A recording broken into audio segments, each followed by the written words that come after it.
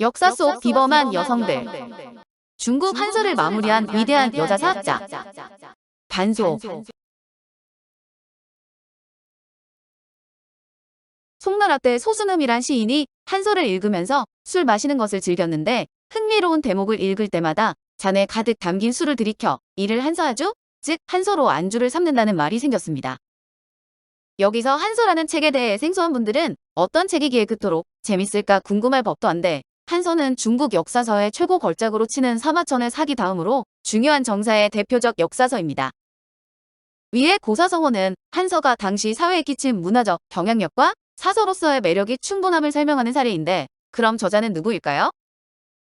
대부분의 자료에서는 반고라고 알려져 있으나 사실 한 여성도 참여했고, 그녀가 최종 마무리를 했으며 중국 역대 왕조의 정사로 인정되는 24사 중 유일하게 여성이 편찬에 참여한 사서이기도 합니다. 고대의 여성이 비집고 들어갈 학문의 분야는 많지 않았지만 사학 분야는 특히 그랬는데, 역사도 늘 남성 사학자들에 의해 주도되어 왔습니다.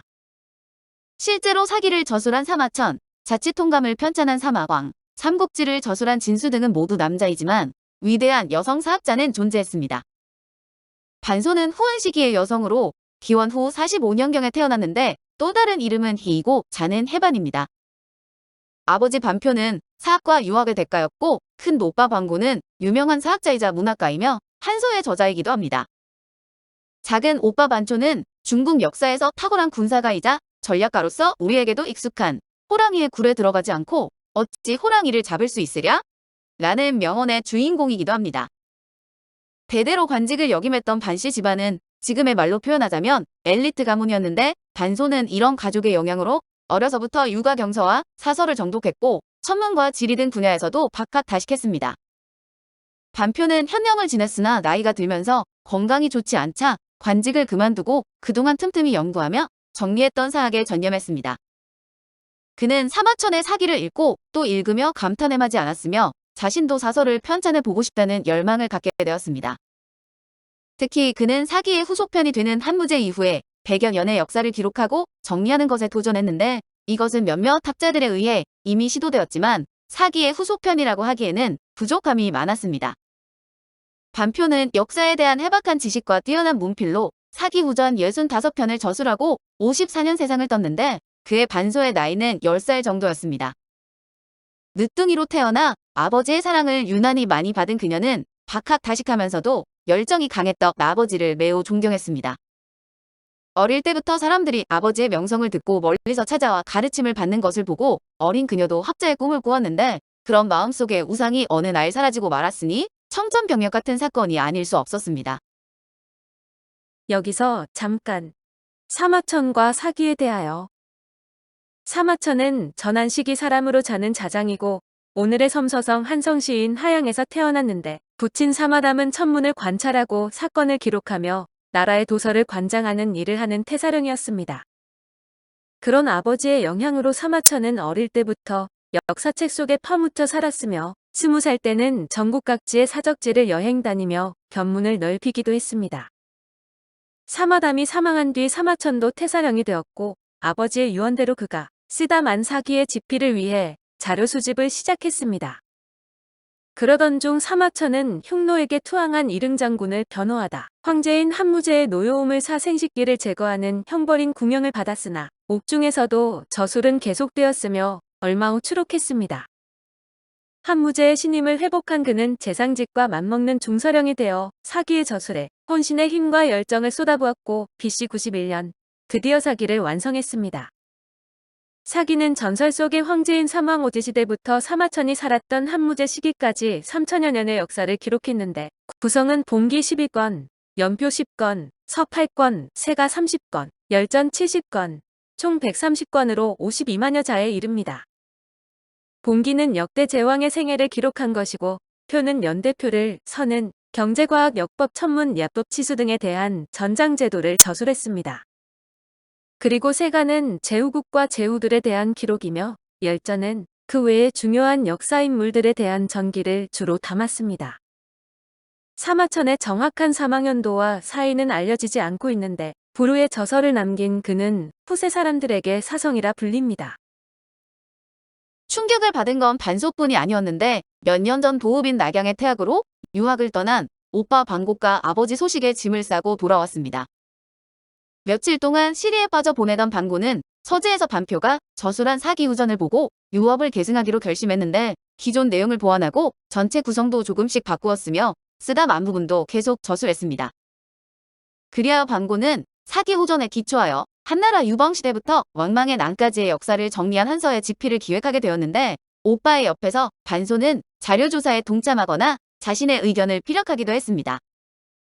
14살 되던 해 반소는 같은 마을의 조세숙에게 시집을 갔는데 세숙은 아버지보다 나이가 적은 사람이나 아버지 친구에 대한 호칭으로 작은 아버지 또는 삼촌의 의미입니다. 내성적이고 여성스러운 그녀와는 달리 남편은 성격이 호탕하면서도 배려심도 깊어 어울리는 한 쌍이었는데 그들은 서로 존중하고 아껴주며 행복하게 살았으니 동네의 금실 좋은 부부로 소문이 자자했습니다. 아들 둘을 낳고 남부러울 것 없이 단란하게 살고 있을 무렵 남편이 갑자기 병으로 죽었는데 아버지를 잃은 데에 이어 남편까지 잃은 슬픔은 이루 말할 수 없었습니다. 홀로 어린 자식들을 키운 반소는 평생을 재혼하지 않고 살았는데 그 일대 사람들은 부녀를 존칭할 때 대고라 해서 그녀는 남편의 성씨를 딴 조대고라고도 불렸습니다. 이 시기 그녀에겐 하루도 편할 날이 없었는데 얼마 뒤인 62년 큰 노빠 반고가 한서에 집필에 몰두하고 있을 때 누군가 그를 국사를 개작한다고 고발했습니다. 당시 개인이 역사를 저술하는 것은 불법이었는데 관아에서 압수수색하니 원고들이 발각되는 바람에 결국 옥에 갇히게 되었습니다. 그녀의 친정은 투옥된 반고로 인해 위기를 맞았는데 가족 모두가 혹시라도 그가 사형에 처해질까 조마조마해하며 안절부절 못했습니다. 어머니는 매일 눈물로 밤을 지새우더니 끝내 드러눕고 말았고 작은 오빠 반초는 이리저리 형의 소식을 알아보고 다니다 결국 직접 낙양에 가서 황제에게 상소를 올렸습니다. 당시 황제인 한명제는 사건의 전말을 알게 된 후 반고의 재능에 감탄하여 교서부에 난태형사로 임명했는데 자료 조사를 함에 있어서 그곳보다 더 좋은 환경은 없을 것입니다. 처벌을 받지 않고 오히려 한서를 계속 집필하라는 한명제의 특명까지 받았는데 이에 그는 황제의 은덕에 감사해하며 더욱 열정을 갖고 혼신의 힘을 다하여 집필에 몰두했습니다. 그러나 훗날 한화제 때 대장군 두원이 반역을 획책했다는 혐의를 받을 때 그를 따라 흉노 정벌에 나섰던 반고도 연루되어 투옥되었습니다. 반고는 한서의 구성으로 기 12편, 표 8편, 지 10편, 전 70편 등 총 100권으로 기획했는데 20여 년에 걸쳐 주요 부분은 완성했지만 표 8편과 천문지만 남겨두고 92년 61세의 나이로 옥중에서 사망하고 말았습니다. 반고가 죽은 후 한서를 마무리 지을 수 있는 사람은 반소밖에 없었는데 아버지 반표 때부터 내려오던 가업인데다 반고가 집필할 때 옆에서 보고 배우며 조언했던 그녀는 당연히 최고의 적임자일 수밖에 없었습니다. 한화제는 그녀를 궁으로 불러 한서를 마저 저술할 것을 명하고 황실 도서관인 동관에 출입을 허락했습니다.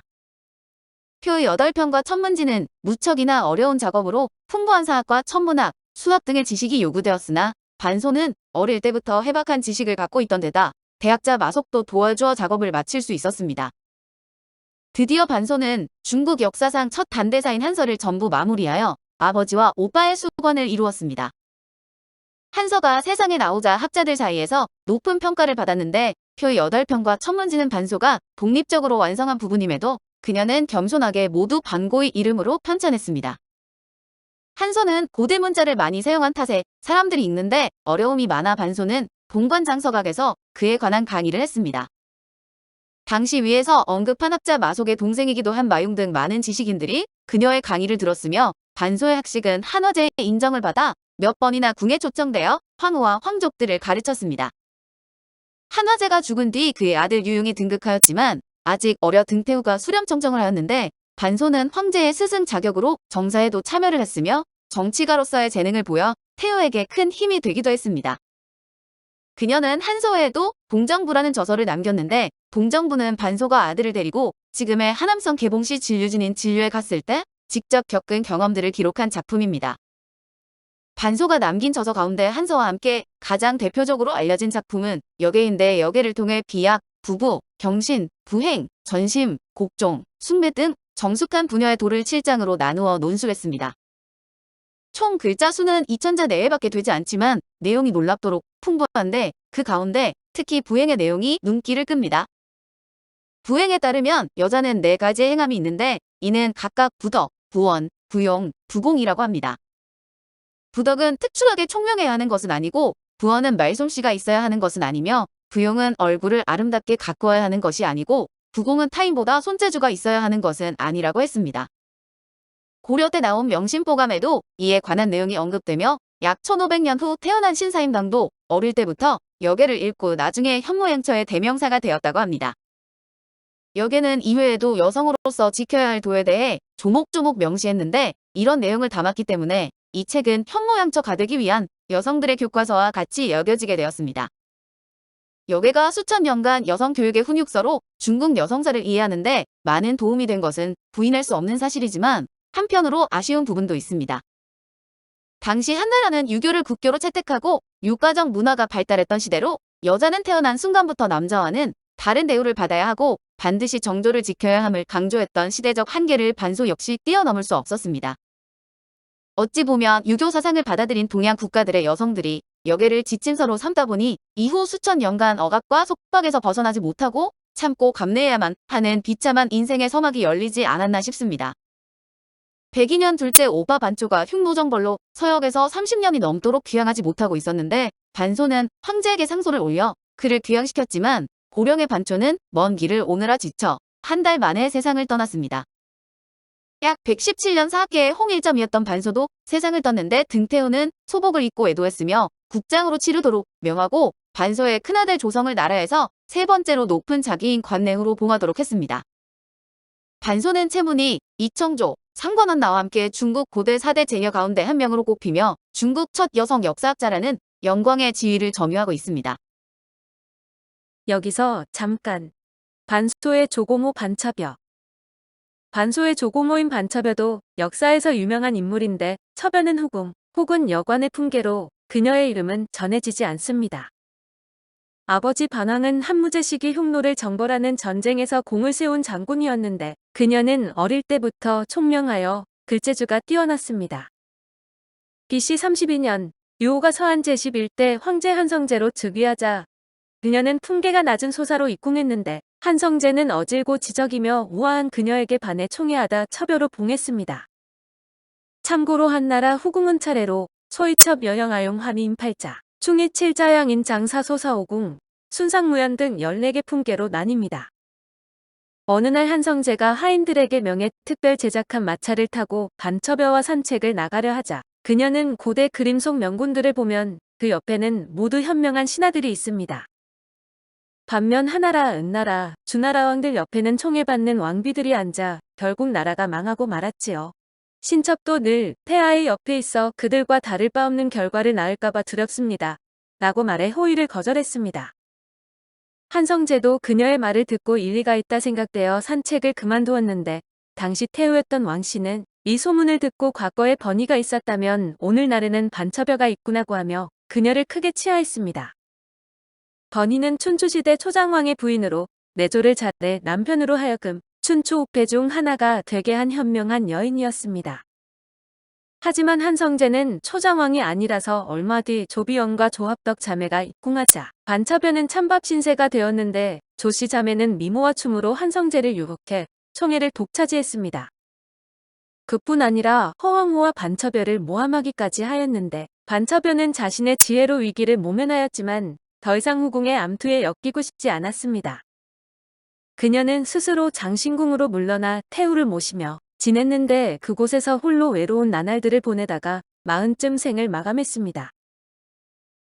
오늘은 역사 속 비범한 여성들로 중국 한서를 마무리한 위대한 여자 사학자 반소였습니다.